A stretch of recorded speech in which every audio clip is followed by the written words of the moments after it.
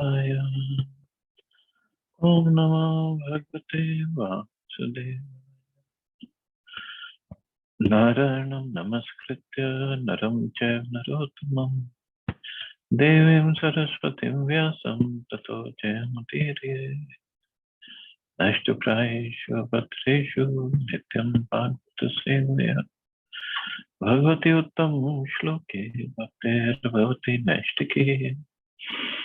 So continuing with the discussion on Srimad Bhagavatam, Canto 10, Chapter 16, Krishna chastises the serpent Kaliya. Text 39 onwards. So yesterday we studied how Nagpatnis, the wives of Kaliya, had come and they were praying to the Lord, while Lord was still dancing on the hoods of Kaliya. Namastubhyam Bhagavate Purushaya Mahatmane Bhutavasaya Bhutaya Paraya Paramatmane. We offer our obeisances unto you, the Supreme Personality of Godhead, although present in the hearts of all living beings as the Supersoul. You are all pervasive. Although the original shelter of all created material elements, you exist prior to their creation. And although the cause of everything, you are transcendental to all material cause and effect, being the Supreme Soul. The beautiful Sanskrit poetry of this verse should be chanted out loud for the transcendental pleasure of the reciter and the hearer. Namastubhyam Bhagavate Purushaya Mahatmane Bhuta Vasaya Bhutaya Paraya Paramatmane. So this is Nagpatnis are speaking these verses. Jnana Vijnana Nidhe Brahmane Ananta Shakte Agunaya Vikaraya Namaste Prakritaya Cha. Obeisances unto you, the absolute truth, who are the reservoir of all transcendental consciousness and potency, and the possessor of unlimited energies. Although completely free of material qualities and transformations, you are the prime mover of material nature. So those who consider themselves intellectual, philosophic, or rational should carefully note here that the absolute truth, the Supreme Personality of Godhead, is the ocean of all knowledge and consciousness. The surrendering unto the Supreme Lord does not entail giving up the method of rationally comprehending reality. Rather, one merges into the ocean of rational, logical comprehension. The Supreme Lord is the perfection of all sciences and all forms of knowledge, and only envious and trivial minds would deny this obvious fact. So perfection of knowledge is Krishna. Perfection of all logic is Krishna. So it's not that one who knows Krishna, he's just a sentimental fool. No, he knows everything. And that's when he surrenders to Krishna. Kalaya Kalanabhaya Kala Vyavasakshine Vishwaya Kad Updrishte Tat Kartare Vishwa Hetave. Obeisances unto you, who are time itself, the shelter of time and the witness of time in all its phases. You are the universe and also its separate observer. You are its creator and also the totality of all its causes. The Supreme Personality of Godhead, although appearing in different incarnations, can never be limited by time, since he is time himself, the shelter of time and the witness of time in all its phases. And so much of knowledge these Nagapatnis have, that is amazing. Bhutamatendriya prana manobuddhya shayatmane trigunena bhimanena bodhasvatma anubhute namo anantaya sukshmaya bhutsthaya vipashchite nana vada nurodhaya vachya vachak shaktaye. Obeisances unto you, who are the ultimate soul of the physical elements, of the subtle basis of perception, of the senses, of the vital layer of life, and of the mind, intelligence, and consciousness. By your arrangement, the infinitesimal spirit souls falsely identify with the three modes of material nature and the perception of their own true self thus becomes clouded. We offer our obeisances unto you, the unlimited Supreme Lord, the supremely subtle one, the omniscient personality of Godhead, who are always fixed in unchanging transcendence, who sanction the opposing views of different philosophies, and who are the power upholding expressed ideas and the words that express them. And the ultimate is of everything is Krishna, and everything comes from him. This is what Nagpatnis are saying. Namaha pramana mulaya kavya shastra yonaya pravritaya nivritaya nigamaya namo namaha. We offer our obeisances again and again to you, who are the basis of all authoritative evidence, who are the author and ultimate source of the revealed scriptures, and who have manifested yourself in those Vedic literatures, encouraging sense gratification as well as in those encouraging renunciation of the material world. Nivritaya, pravritaya, everywhere. He is there. If we did not have the powers of perception and cognition, evidence could not be transmitted. And if we had no tendency to believe in particular modes of evidence, persuasion could not take place.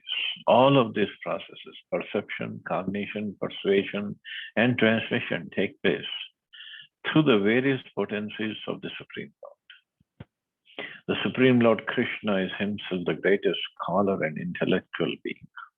He manifests the transcendental scriptures within the hearts of great devotees like Brahma and Narad. And in addition, he incarnates as Vedavyas, the compiler of all Vedic knowledge.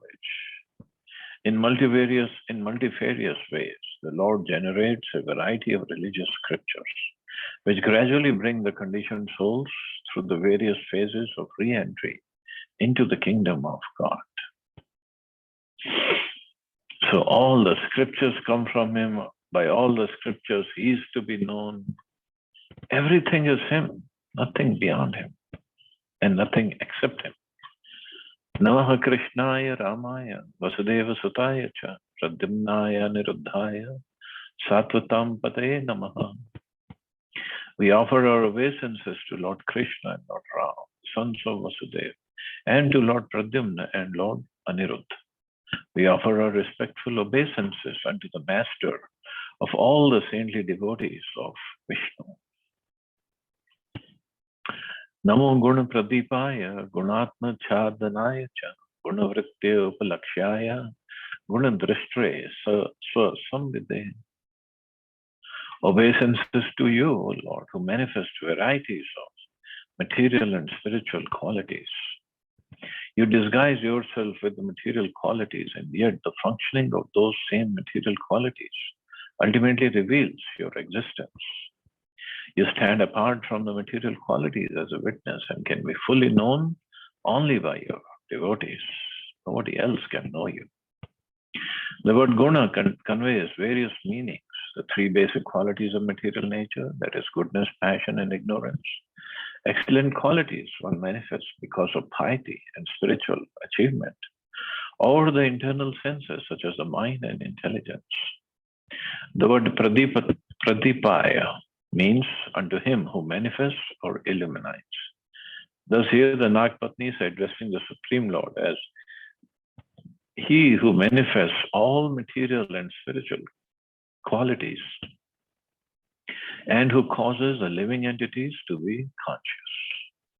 One can see the Lord by going beyond the screen of material nature. Therefore, he is called Gunatma Chadanaya. If one methodically and intelligently studies the functioning of the material qualities, he will ultimately conclude that there is a supreme personality of Godhead, and that he exhibits his illusory power to bewilder those who do not surrender unto him. And that's why Nagpatnis say, you disguise yourself with the material qualities, and yet with the functioning of same material qualities, ultimately reveals your existence. So we have to go beyond this material qualities of material covering. The Lord is never affected by the modes of nature, being their witness, and thus is called Gunadishtray, The word swa indicates one's own, and thus swa samvide means the Lord Krishna can be known only by his own people, the devotees, and also that ultimately only the Lord can know himself perfectly. Therefore, we should take Lord Krishna's instructions in the Bhagavad Gita and immediately come to the right conclusion, full surrender to the Lord's lotus feet. Thus, we should humbly glorify the Lord, following the example of Nagapatanis. So only a devotee can know him. So we have to try to become devotee of the Lord, to come to know him. Avyakrit viharaya sarva vyakrit siddhaya rishikesh namaste astu munne mona shiline. O Lord Rishikesh, master of the senses, please let us offer our respect, our obeisances unto you, whose pastimes are inconceivably glorious. Your existence can be inferred from the necessity for a creator and revealer of all cosmic manifestations. But although your devotees can understand you in this way, to the non-devotees you remain silent, absorbed in self-satisfaction. Paravargati gyaya sarvadhyakshaya pe namaha avishvaya cha vishvaya tadrishtve asya cha hetve. Obeisances unto you who know the destination of all things, superior and inferior, and who are the presiding regulator of all that be. You are distinct from the universal creation, and yet you are the basis upon which the illusion of material creation evolves, and also the witness of this illusion. Indeed, you are the root cause of the entire world. The words para and avara indicate superior, subtle elements and inferior, gross ones. The words also indicate superior personalities, devotees of the Lord, and inferior personalities who are unaware of the glories of God. Lord Krishna knows the destiny of all superior and inferior entities, animate and inanimate. And as a supreme absolute truth, he remains in his unique position above everything, as indicated by the word Sarvadhyakshaya. So he knows everything, knows the destiny of everybody, animate and inanimate, and he is always in a unique, superior position. Tvam hiyasya janma sthiti sayamana vibho gunair aniho akrit kala shakti dhrik tat swabhavan pratibodhyam sataha samikshya mogha vihara ihase. O Almighty Lord, although you have no reason to become involved in material activities, still you act through your eternal potency of time to arrange for the creation, maintenance, and destruction of this universe. You do this by awakening the distinct functions of each of the modes of nature, which before the creation lie dormant. Simply by your glance, you perfectly execute all these activities of cosmic control in a sporting mood. You don't have to work hard to make everything happen. Skeptics may question why the Supreme Lord has created the material world, which is full of birth, maintenance, and death. Here the Nagapatnis point out that the Lord's pastimes are amogha, beyond any discrepancy. Shri Krishna actually desires that all conditioned souls live with him in his eternal kingdom. But those forgetful souls who are inimical to their loving relationship with God must go to the material world and be subjected to the conditions of time. The fortunate conditioned souls are startled into remembrance of their actual position as loving servants of the Lord. And from within the heart, the Lord then encourages them to come back home, back to Godhead, where time is conspicuous by its absence and where eternal blissful existence supersedes the dramatic but disturbing functions of cosmic creation and annihilation. Means everything is eternal over there and everything is full of knowledge and bliss. So the fortunate conditioned souls are startled or are induced into remembrance of their actual position. And from within the heart, the Lord then encourages them to come back home, back to Godhead.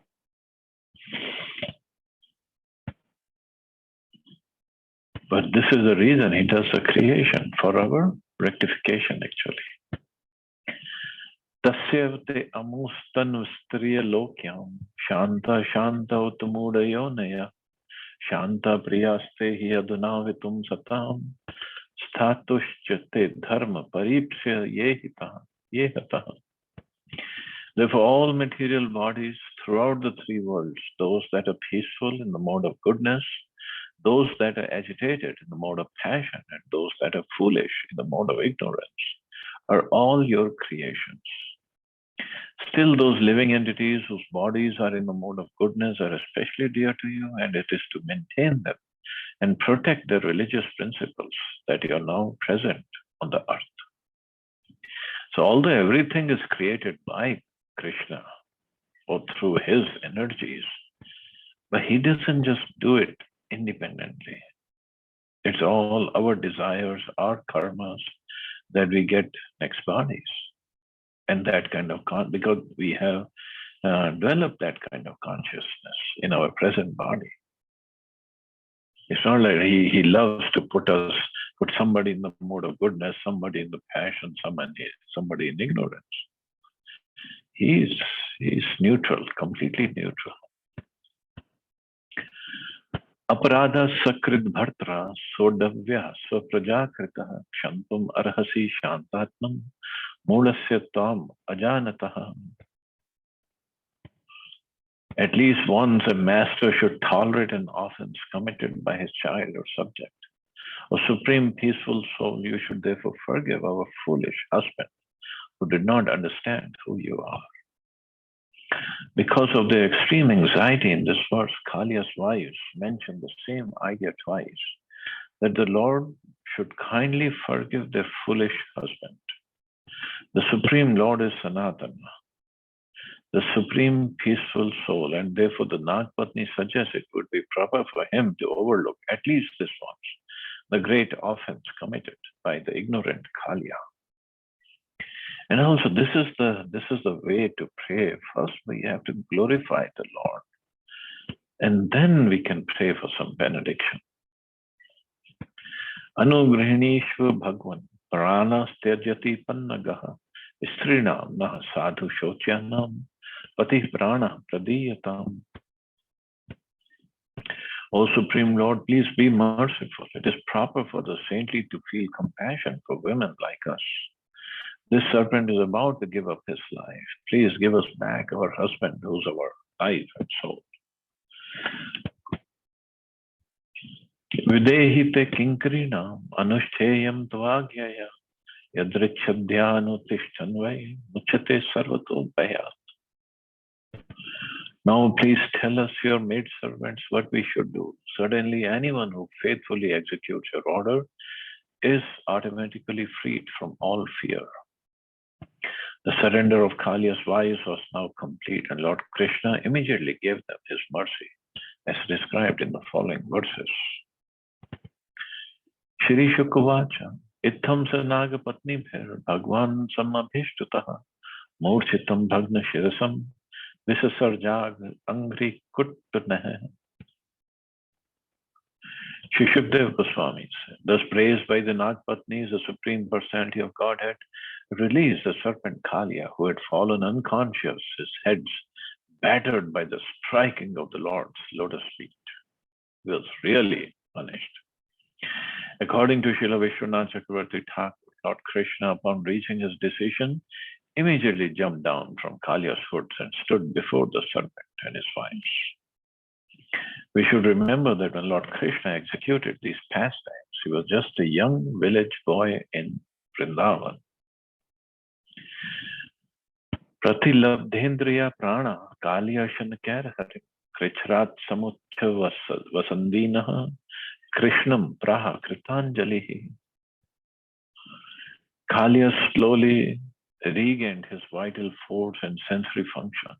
Then, breathing loudly and painfully, the poor serpent addressed Lord Krishna, the Supreme Personality of Godhead, in humble submission. Kaliya vacha Vayam khala sahotpatya tamsa dirgamanyavaha swabhavo dustyajo natha lokanam yadasadgraha. The serpent Kalia said, "Our very birth as a snake has made us envious, ignorant, and constantly angry. Oh, my Lord, it is so difficult for people to give up their conditioned nature by which they identify with that which is unreal. It's so difficult to give up our conditioned nature, the nature with which we have been born, not just for Kalia, for all of us." Srila Sanatan Goswami points out that because of his wretched condition, Kalia was unable to compose original prayers to the Lord, and thus he paraphrased some of the prayers offered by his wives.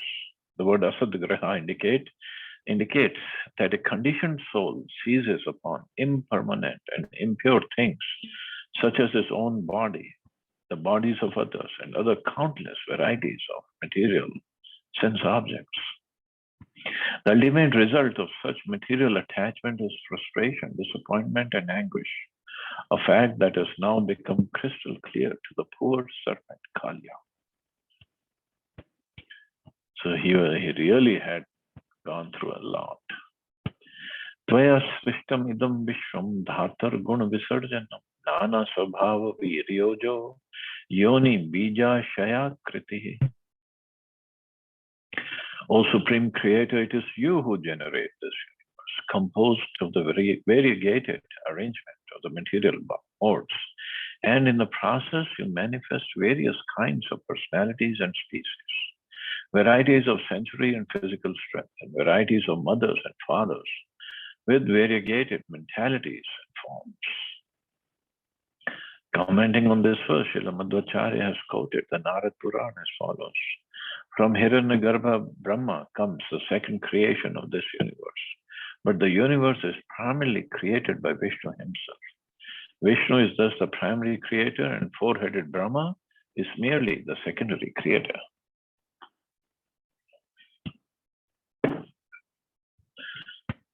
Vayam cha tatra bhagwan sarpa jati urumanyavaha katham tya jamastvanya mayam dustejam mohita swayam.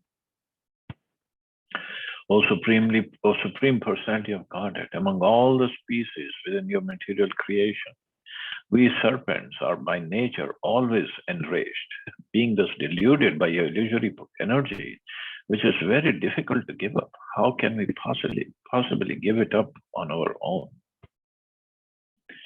Kalia is here indirectly begging for the Lord's mercy, realizing that on his own he can never become free from illusion and suffering.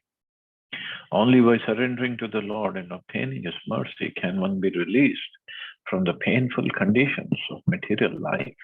Kali understood without his mercy, without Krishna's mercy, he cannot be relieved, he cannot do anything. Bhavan hi karanam tatra sarvagyo jagadishvara anugriham nigraham va manyase tad videhinaha. O Lord, since you are the omniscient Lord of the universe, you are the actual cause of freedom from illusion. Please arrange for us whatever you consider proper, whether it be mercy or punishment. Actually, everything Lord does is mercy, whether he gives punishment or whether he gives benedictions. Shri Shukavacha, Itiya Karnya Vachahapra, Bhagwan Karya Manusha, Natra Stheyam Tvaya Sarva, Samudram Yahi Machiram, Swagyatya Partya Dara Deo, Gondribhir Bhujate Nadi. Shukdev Goswami said, after hearing Kaliya's words, the Supreme Personality of Godhead, who was acting the role of a human being, replied, O serpent, you may not remain here any longer. So Krishna was not going to kill him, but he said, don't stay here. Go back to the ocean immediately, accompanied by your retinue of children, wives, other relatives, and friends. Let this river be enjoyed by the cows and humans. Ya etat sansmaren martyas tubhyam mad anushasanam kirtyanubhayo sandhayor na yushmad bhayam apnuyat. If a mortal being, us, just like us, being attentively remembers my command to you to leave Vrindavan and go to the ocean, and narrates this account at sunrise and sunset, So, at least it is sunrise in India. He will never be afraid of you. Hariyo. Yuvasvin snatva mada kride deva nistarpaya jale uposhya mam smara narchet sarva papa pramuchyate. If one bathes in this place of my pastimes and offers the water of this lake to the demigods and other worshipable personalities, or if one observes a fast and duly worships and remembers me, he is sure to become free from all sinful reactions. According to the Acharyas, the Lord spoke this verse to make it clear to Kanya that he could by no means remain in the Yamuna lake. Although the Lord had mercifully pardoned the serpent and ordered him to go to the ocean with all his associates, Kalia should not even consider requesting to remain in the lake, because it was now to become a holy place for spiritual pilgrims. So that Kalia there is actually when we do Vrindavan Parikrama just before Madan Mohanji temple.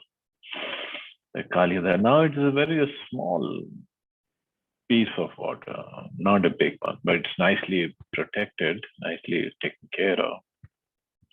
So maybe next time we go, we can take bath for there. Dvipam ramanakam hitva hridametam upashvitaha yad bhayatsya suparnastvam nadyan mat padalanchitam. Out of fear of Garuda, you left Ramlak island and came to take shelter of this lake. But because you are now marked with my footprints, Krishna danced on the hoods of Kalia, Garuda will no longer try to eat you. Shri Rishiruvacha Mukto Bhagavata Rajan Krishnena Adbhut Karmana Tam Pujya Ma Sumuda Nagapatanyascha Sadaram. Shukdev Goswami continued, my dear king, having thus been released by Lord Krishna, the Supreme Personality of Godhead, whose activities are wonderful, Kalia joined his wives in worshipping him with great joy and reverence. Srila Vishwanath Chakravarti Thakur comments as follows on this verse. The word Adbhuta Karmana indicates the Lord's wonderful activities of saving the residents of Vrindavan from Kalia, saving Kalia himself from Garuda, and bestowing grace upon both the victims of violence and the committer of that violence. The word Krishnena by Krishna indicates that because Kalia's wives were great devotees of the Lord and offered him loving affection, Krishna withdrew Karshanam, both Kalia's offense against the Lord's devotee Garuda and that against the residents of Vrindavan, who were very dear to him. So all we have to do, offer him loving affection, prayer, serve him. He is ready to bestow all his mercy upon us. Divyambas Rangmanibhi Paradhyarapi Bhushana Divya Gandhanulepasha Mahatyotapal Malya Pujitva Jagannatham Prasadya Garuda Dhvajam Tatah Prito Abhi Anugyatah Parikramya Abhivanditam Sakalatra Suhrita Putro Dvipam Abdher Jagamaha Tadeva Samrita Jala Yamuna Nirvisha Bhavat Anugrihad Bhagavata Krida Manusha Rupina. Oh, it's a little long purport, but that's the last verse, so I just wanted to complete it. Kalia worshipped the Lord of the universe by offering him fine garments along with necklaces, jewels, and other valuable ornaments, wonderful scents and ointments, and a large garland of lotus flowers. Having thus pleased the Lord, whose flag is marked with the emblem of Garuda, Kalia felt satisfied. Receiving the Lord's permission to leave, Kalia circumambulated him and offered him obeisances. Then, taking his wives, friends, and children, he went to his island in the sea. The very moment Kalia left, the Yamuna was immediately restored to her original condition, free from poison and full of nectarian water. This happened by the mercy of the Supreme Personality of Godhead, who was manifesting a human-like form to enjoy his pastimes. Srila Vishwanath Chakravarti Thakur has commented extensively on this verse. To explain the word Manibhi, Kalia worshipped the Lord with jewels. The Acharya has quoted from Sri Radha Krishna Ganodesha Deepika Bhairava Goswami as follows. The Lord had made his Kaustubh gem, entered the serpent's lake, and then he arranged for it to be presented to himself by the hands of Kaliya's wives. His Kaustubh gem fell down in the fight. So Kaliya's wives presented it back to the Lord. In other words, because Lord Krishna wanted to act just like an ordinary human being, he made the transcendental Kaustubh gem invisible and caused it to enter within Kaliya's treasury. Then when the appropriate moment came for Krishna to worship, Kaliya to worship the Lord with many different jewels and ornaments, the serpent's wives, unaware of the Lord's transcendental trick, presented him with Kaustubh gem, thinking it was simply one of the jewels in their possession. So only the Acharyas would know all this. The Acharya has further commented that the reason Lord Krishna is described in this word as Garuda Dhwaja, he whose flag is marked by the symbol of his carrier, Garuda, is that Kaliya also desired to become Lord Krishna's carrier. Garuda and the serpents are originally related as brothers, and therefore Kaliya wanted to indicate to Lord Krishna, if you ever have to go to a distant place, you should also think of me as your personal carrier. I am the servant of your servant, and in the wink of an eye, I can travel hundreds of millions of yojans. Thus, the Puranas narrate that in the course of Lord Krishna's eternal cycle of pastimes, when Kansa orders the Lord to come to Mathura, he sometimes goes there, mounted upon Kaliya. So not just with the Akrura or on Akrura's chariot. So sometimes it goes on Kaliya. And also, so thus ends the purport of the 16th chapter of 10th canto. Prabhupada mentioned someplace that when Kaliya was ordered to leave Yamuna and go to the ocean, he actually went to the ocean, but near the Fiji island. So Prabhupada was so specific where he went. And that is why in Fiji island, when he opened the temple, the deities that were installed is Kaliya Krishna. Krishna dancing on the hoods of Kaliya. So only Prabhupada can know this. And that's the deities installed. And devotees do tell behind a mountain in the ocean, there is a place, nobody goes over there, nobody. Anybody who goes there, he's dead. So Prabhupada only knew Kaliya went there. And since he knew, that's all we have to follow. So wonderful story of Krishna chastising Kaliya. So thus ends the 16th chapter, and tomorrow we'll start the new chapter, the history of Kaliya, what happened. So I guess we can stop here. See anybody has any questions or comments? Prabhuji, since Kaliya had been chastised by Lord Krishna, then why cannot somebody go behind the mountain? Because Kaliya is already chastised. Well, he's still a snake. He's still poisonous as a snake. Oh, okay. When the poison is not gone. Mm-hmm. But next chapter when we'll study, it says if we want those who have heard this story, they have nothing to fear from Kaliya. Mm-hmm. Mm-hmm. Or any snake, in fact. But devotees, they don't want to go and disturb him. They're worshipping Kaliya Krishna. So Kaliya is getting worshipped every day in the temple. Mm-hmm.